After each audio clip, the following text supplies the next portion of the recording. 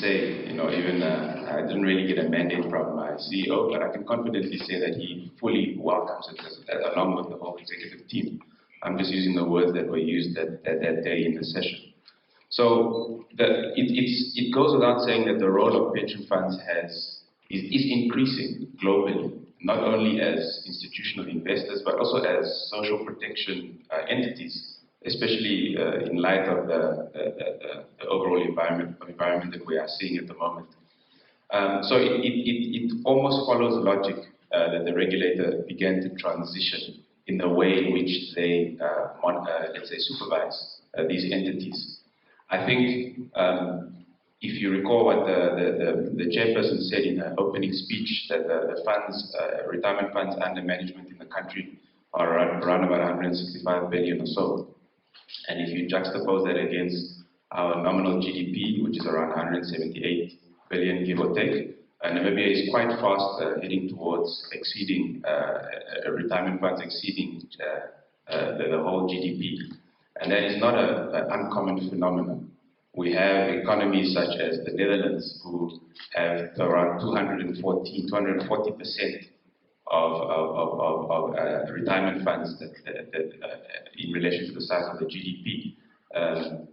Similarly, we have funds such as the Japanese pension fund, which is the single largest fund in the world, at around $1.7 trillion that have around a bond holding of around 50% of their portfolio is in government bonds. So you can understand why it is necessary for regulators, for pension supervisors, to also improve, or let's say move along in how they are assessing the risk of how these entities are managed.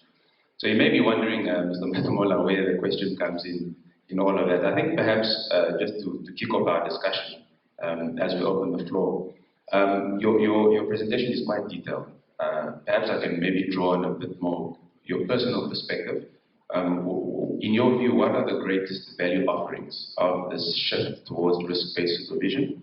And perhaps also to balance the question, what challenges are you most wary of? Because you did allude to the fact that it's quite a huge fundamental shift, change of management shift. Maybe if you could give those two highlights or those two answers, and then we can take it forward from there. Thank you, moderator.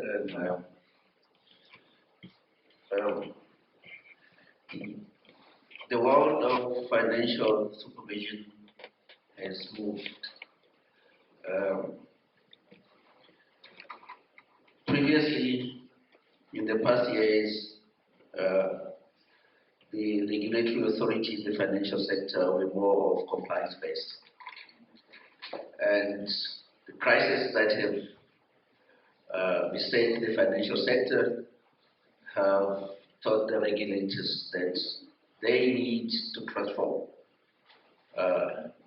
Hence, the focus shifted from rule-based to risk-based supervision, so that we can address the important things. And the important things are the risks that need to be mitigated. That is important. So if the risks are not managed and not mitigated, then it will be faced with some crisis every now and then, because we are not forward-looking. So the risk-based supervision is not, I may say it's a process, it's a journey. Most of regulatory authorities that have embarked on risk-based supervision, those who have accomplished that, they have done so not in less than 3 years. And therefore, from the authority side, that's why we are also taking it as a process. And at the process, we also say to ourselves that we do not know everything. Therefore, we need a partner that we can rely upon to try and quality assure our model. And hence, like you rightly said, we selected so that we are able to tweak and improve it. And so this methodology will continuously improve and will continuously be perfected as we go along. So it is a journey, but it's an exciting journey. And it requires that a collaborative approach between the regulatory authority as well as the regulated entities. Because we all have a common purpose. And the common purpose is to make sure that the person that needs to benefit, which the man in the street, the Namibian public, benefits from the financial system. And this financial system is stable, fair, and sound. And in that it will benefit everybody, and it will lead to economic growth. So that's why we are excited about risk-based supervision. And we know that we are going through difficult times economically, and therefore we do not have all the required resources. We need to make sure that the resources that we have are directed where it matters most, where there's a greater impact. Hence, the importance of risk-based supervision. I hope I tried to catch all what you asked me. If not, please, you can still rephrase so that I can respond to it. No, thank you, Mr. Matamola. Your response was balanced. It covered both sides. I'll take a few of your key words there, the fact that it's a process, the fact that it's a journey, the collaborative nature of what needs to take place over 3 years, and I think that's quite important. As I mentioned, as trial runners or perhaps someone who's been experiencing the risk-based supervisory approach, I saw and I experienced the fundamental difference in the approach of, let me say, the regulator, or let me say the line of inquiry and the line of collaboration. We saw that it is becoming a much more, let me say, peer-to-peer discussion, where they come in, the technical team, to understand exactly how a fund or any entity manages its risk. And almost automatically, you begin to be able to discuss the more salient and more prioritized areas of the fund. And like you rightfully said, that does truly benefit the member. We have a common goal, and that is the member, the average working person who is contributing to the pension fund. On your challenges, Mr. Matamola, the area of skills development, perhaps could you just expound a little bit more on NAMFISA's plan on how to perhaps manage expectations both on your staff side and also the entities you are regulating, particularly considering those we have in the audience, in the room, and also virtually, on how we can both walk better hand in hand to achieve this 3-year journey, this 3-year process better. Thank you for that important question. Yeah, as I've said in my presentation, that we need to skill our people. What we have done from the authority side is that we have been preparing ourselves for the implementation of the Financial Institution and Markets Act. And we came up with a project which we dubbed NUDON. And NUDON, in essence, is the implementation of the new legislative instrument. And one of the important aspects of that plan was how are we going to deal with risk-based supervision.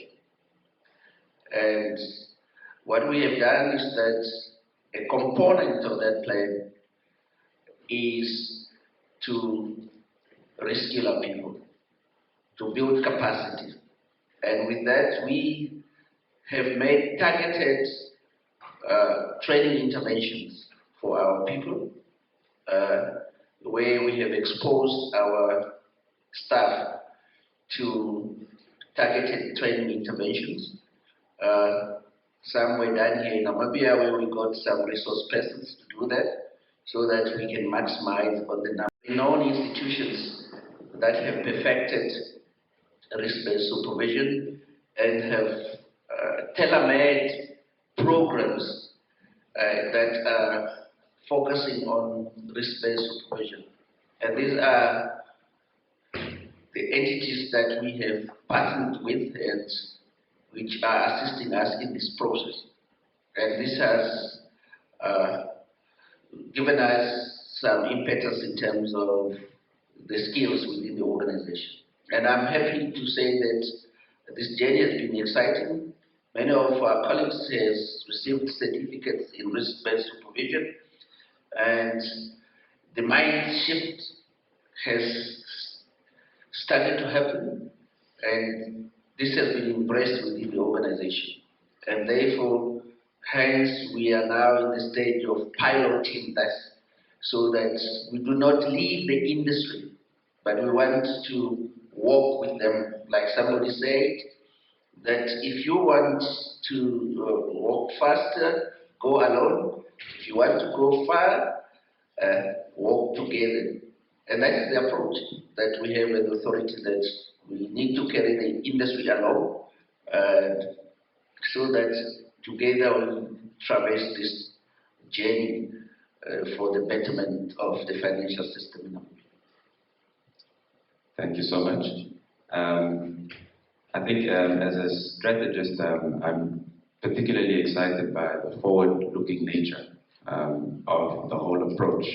Not only that, but the fact that we are moving along with IOPS, the International Organization of Pension Supervisors, and the direction the world has been taking for a number of years now. Actually, I think it's really good and exciting for us as a country. I just take, if you just allow me to digress a bit on the CEO mentioned some key points, key countries, and key case studies, that perhaps we are able to mimic and follow. I mentioned earlier in my opening that the Dutch, the Netherlands pension fund has perhaps the highest retirement funds assets to GDP ratio in the world. In fact, it has the highest ratio in the world. But although that may seem like it's a risk in some quarters, you would also be interested in noting that I think about 2 weeks ago, the CFA released their annual global pensions index, and the Dutch pension fund came out as the second most well-managed fund on Earth, which is a position they've always held first for a number of years. They were just overtaken by Iceland this year for the first time.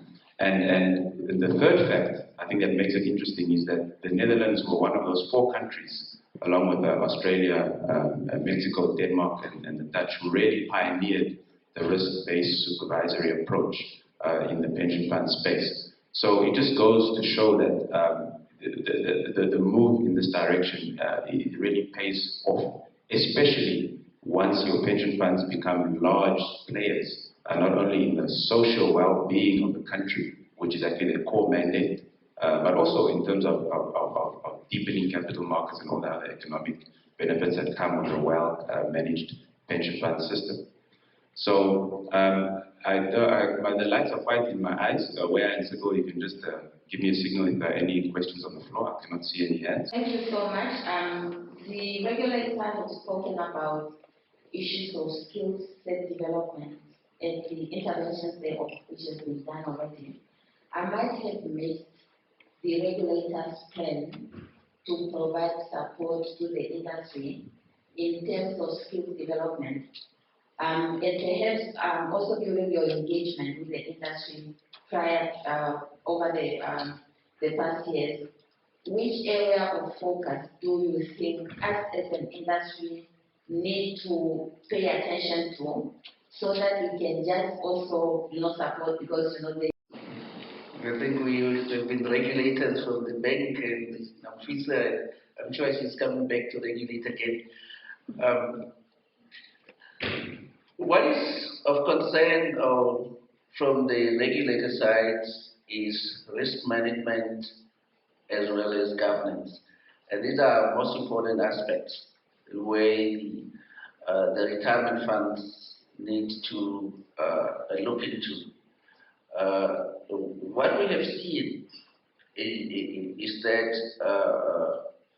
the suitability of trustees, those who are charged with governance, the way they are being elected, and the skill sets that they have, sometimes is not so adequate, and hence you'll find that some of their responsibility in other areas being performed or being outsourced because of the lack of the skill in terms of risk management as well as governance. I think that is one of the particular interests that let's look at ensuring that those who are charged with governance understand risk management and they are fit and proper. Previously, my observation has been that I must be careful because I'm the registrar here, so I must choose my word correctly. What I've seen is in some other entities, the trustees lacked the required understanding of their huge judicial responsibility. If they could understand that, and then they could hold their service provider to account to them, other than them being laid by the service providers. So those are some of the things that worries the regulatory authority. However, to mitigate that, what has been happening in terms of the financial sector strategy is to look at the skills in the financial sector. And one of the strategic objectives in that strategy is to see how do we get skills improved. And this has progressed well.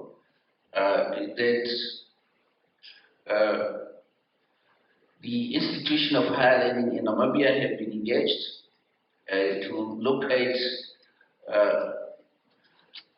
courses that they can offer to deal with inadequate skills.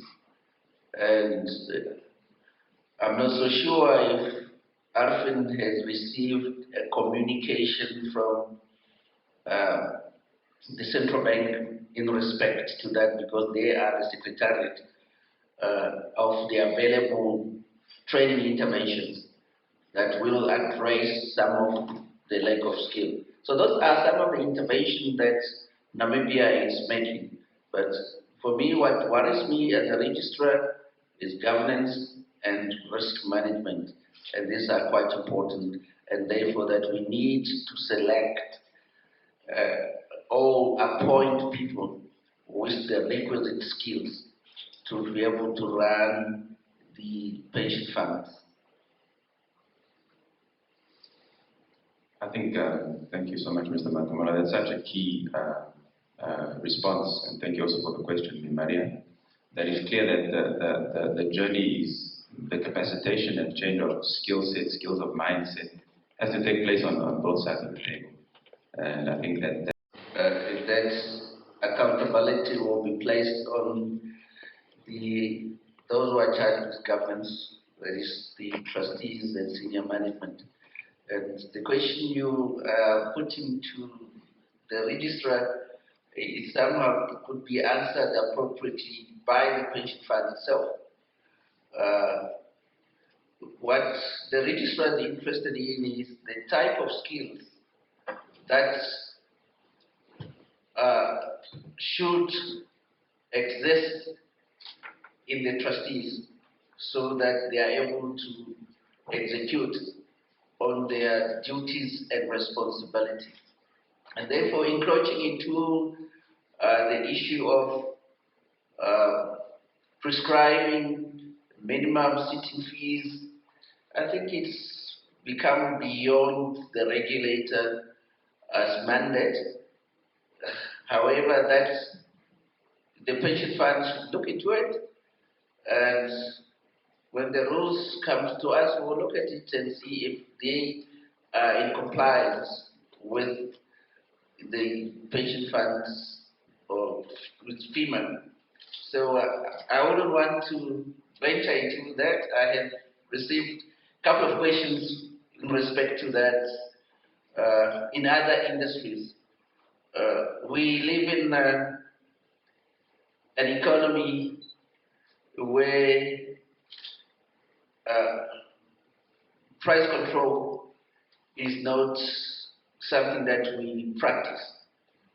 And therefore, that's why it's a little bit difficult for the regulator, like the authority, like NAMFISA, to set up some of those requirements because each pension fund is unique.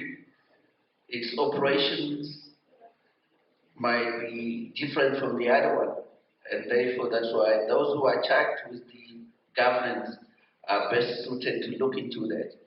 And if they decide that you are the representative of the employer, you are not allowed to receive sitting fees, that's the discussion between the pension fund and the sponsor. So I don't think I need to interfere in that. Similarly, like to give you an example, if you look at how state-owned enterprises are governed, some of the civil servants that serve on the boards of the prostators, they do not get sitting fees because government has the way of how they are thinking because they are the shareholders. So I leave that question to the capable hands of those who are entrusted with the governance to look into that. I hope maybe I missed your question. I see there is a follow-up. Yeah. Yes, please go ahead. Thank you. I think you got my point.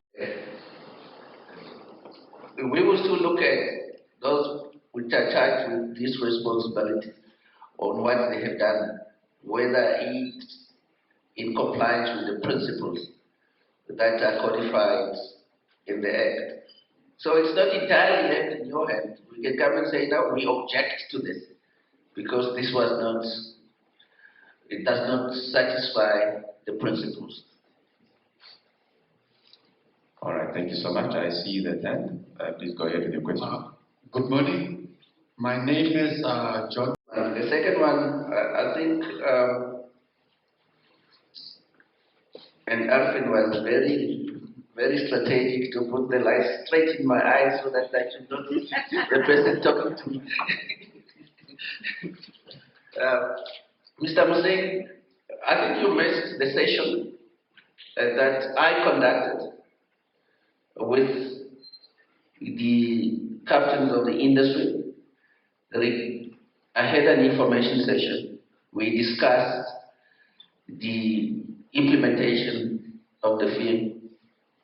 And maybe just to recap what I said at that time is that the regulations and standards will be shared in its current form with the industry while we are still gazetting the standards. We envisage that the standards will be gazetted by the 5th of December. However, we saw that let's give the industry these standards and the regulation for them to prepare themselves so that they can comment. And I'm happy that Arfin has already commented and sent us some information. However, there will still be additional comments that they'll still need to give us. And industry is given up to the 28th of February next year to give us the comments. And as for the implementation, FEMA will be implemented. It's envisaged that by the beginning of October 2022. So during the period from now up to October, 1st of October, we need to deal with the subordinate legislation, the consultation thereof, so that we can finally gazette them and they'll become effective on the same date when FEMA will come into force. So that is the discussion that I had with industry, and I just wanted to recap on that. The 10 principles. You will understand that when we went to, we were going through the reform, we looked at the NAMFISA Act for 2001, which has been overhauled and repealed. It requires the authority to have a methodology on how to go about supervision, the approach. And this approach is based on the principles that are codified in FEAM, which is risk-based supervision. That's what we have adopted. So the 10 principles applies to the authority and say, when you go by with risk-based supervision, these are the principles that you need to abide by. So that is what anchors our risk-based approach, those 10 principles. So I hope I made myself clear. Maybe if I missed something, please, you are welcome to interact with me. Although I cannot see you, Mr. Mustang. No, I have to say. Mr. Muteng, are you satisfied? No. Thank you so much. I think we'll move on. I know that the CEO did have, through RIFL and also from the regulator, had extensive engagements on the FIRM Act and the standards. So by no means do we want to, let me say, neglect that subject. However, we do, to a certain extent, want to capitalize on the subject matter of his presentation. So please feel free to still field questions in this area and also on the area of FIRM Act if it really is pressing, since we have him at our behest for the next few minutes. Mr. Matamola, we perhaps can move back into the matter at hand. For interest sake, I know with the compliance-based regulatory approach, the emanating of the report that came that would come back to the entity is normally a report that maybe assesses to what extent that entity complied to its own rules and such. And you did mention how the regulator is moving sort of forward. For interest sake, since we are not quite there yet, what type of reports would emanate from this type of engagement? Is it a more risk-based? It was a holistic picture that we looked at, and even the reports that will be issued will be much different from the reports that we have been issuing that are compliance-based. And we will focus more on outcomes, risk management, and so forth, more forward-looking. So that's how the reports will look like. So we have looked at the formats of the reports, and that's why we are having these pilots, and to fine-tune some of this. Thank you so much for that, and I can attest to that, dear delegates. As I said, we were part of the pilot, we still are part of the pilot exercise, and I think when we engage the regulator on specific areas pertaining to, let's say, my unit in particular, I left the room feeling listened to or heard, if I may put it like that, simply because the approach is more looking at, my unit and the fund at large, and to what extent we are managing the risks that affect our very own strategy. There's a saying once again in strategic management circles that strategy and risk are married in community of property. And it's true, because your most fundamental risk is the one that can most offset the very strategy that you have set out to achieve. So I think that is quite welcome. I think in landing, CEO, we did discuss quite a few areas We have quite a few members who are joining us virtually. Are there any perhaps sentiments that you'd like to convey, particularly looking at perhaps some people did miss the sessions you've had around the FIRM Act and that being signed into law, which is welcome, along with NAMFISA adopting this fundamentally different approach. What does this mean for pension funds? If you could speak to perhaps some of the members or the service providers, trustees, quite maybe broad, high-level statements around those two areas. Yeah, what I can say is the trustees, the FIM has codified what is your role and responsibility. And also what is important that FIMA brings in, your service providers that were outside the regulatory ambit of the authority has been brought into the regulatory ambit. And so that we can look at some of the conduct issues that has beset the industry to make sure that all malpractices that are existing currently are dealt with. So it's quite important because some of these things we couldn't deal with them because we were not empowered to do anything about it. I always say like this, that the authority is an administrative body. I can only do what the law allows me to do. If I constrained by the law, then it becomes difficult.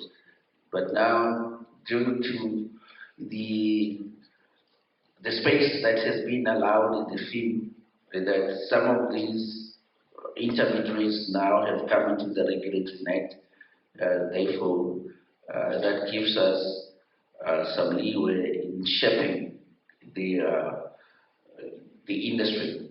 So your service providers, we are able now to look at them to make sure that things are done properly. So that is one of the important things that film brings in. Thank you so much for the opportunity. I'm Sarah Ingo, with the GIPA. I'm very pleased that we're finally moved towards risk-based supervision. I just want to know, obviously there's a lot that the pension fund themselves has changed and adapted to make room for risk-based supervision, but I just like when we introduce restrictions on asset allocation, we have to assess what possible impacts would be on funding ratios of a pension fund. So at times, certain introductory limits have had the consequence that pension funds are not able to allocate to the type of assets that would help in the long term, to sustainable funding ratios, etc. So is the regulator going to have some introspection to review certain of the quantitative restrictions that were put in place to just assess from a risk management perspective what impacts they may have had? Thank you. When you look at some of the restrictions, some of them are based in subordinate legislation. And some of these we are going to discuss with the industry. Some of them, for lack of better words, there's a term we use in the authority that they are going to be grandfathered. But if they are more restrictive and rule-based, they do not comply with the methodology, those need to be reviewed. And we look at, we have also another added advantage that in dealing with our industry, we also tap from the knowledge of the outside world, where we are full members of the International Organization of Pension Fund Supervisors. And we also part of the committee in there. So we interpret all this knowledge And on the regional level, I chair the regional association for the non-banking supervisors in SADC. And we're currently busy crafting our 5-year strategy. And one of the issues that is included in that strategy is to look at the framework regarding asset allocation. So it's receiving attention on different angles. And therefore, we tap from all this knowledge that is at our disposal. Because there are different schools of thought. In other areas, asset allocations are left to those who are charged with responsibility. In other areas, the regulator prescribes. So those are two different schools of thought. And you need to look at them, and you look at the pros and cons, and you also look at some empirical evidence of how this has developed over time, and that informs the decision that the policymaker will be advised on. I hope I tried to answer your question, that I did not try to be diplomatic. Thank you. Right, thank you. I think we had a plea for one very, very last question before we conclude this particular dynamic session. And then the road might arrive at the front there.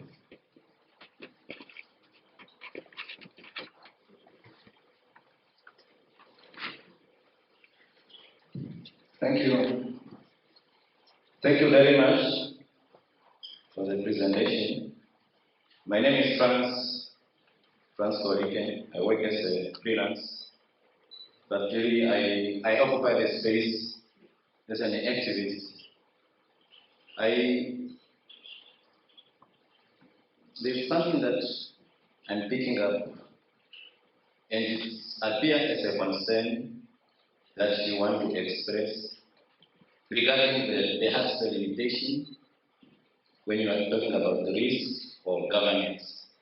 But what I also sense, you are not really coming out to speak out some of those limitations that you associate with governance or risk in the sector. Because I feel like somebody in your position, you ought to bring this out.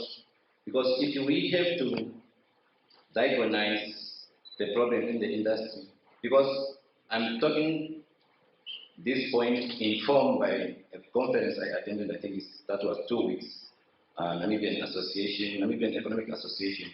There was a presentation made on investment. The sector, basically, this industry of within the domain of saving and industry is booming. But if you flip the coin, the general state of the economy is shaking. That's why we have this disconnect in terms of inequality, basically, the type of economy we have.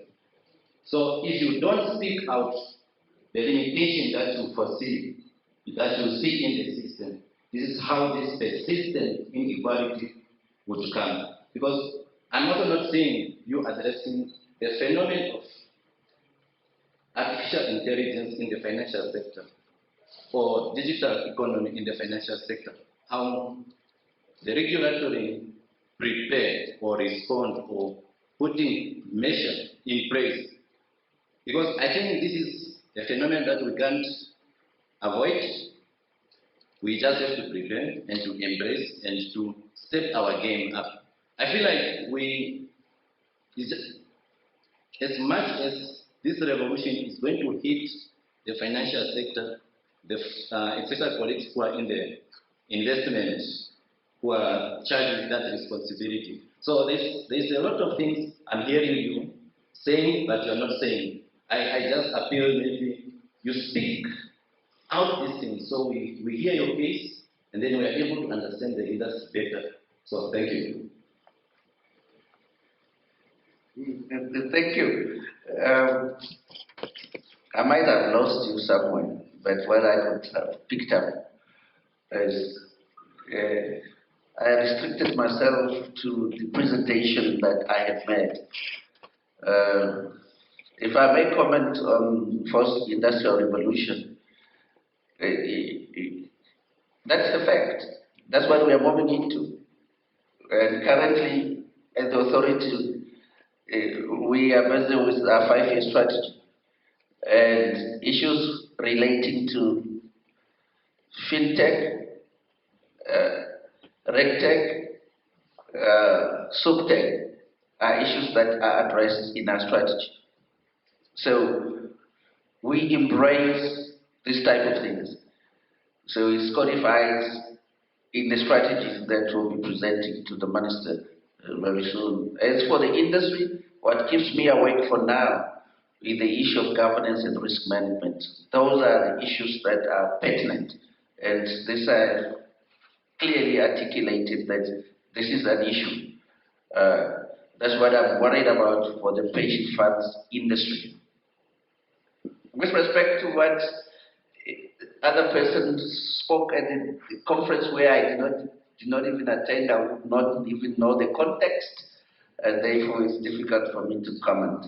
But what I can say is, my pain point is risk management and governance for the industry that I'm speaking to now, which is the retirement industry. Thank you so much, Mr. Matamola, and I think that's a befitting landing point. The concept of risk management and governance in the retirement fund industry. We all know that sound risk management benefits everybody, benefits all stakeholders. It benefits the fund, they are able to manage their risk and return efficiently. It benefits the member, it benefits trustees, it benefits service providers where there's clarity around how funds should be governed. And I think most importantly, it's also rewarded by the market, which ultimately really feeds into the very purpose why a pension fund or a retirement fund is established, which is to secure the financial well-being future of the members that contribute into that very fund. So with that said, I'd really like to thank you, Mr. Matamola, for your presentation. I'd like to thank those who fielded questions. I'd like to thank those who are joining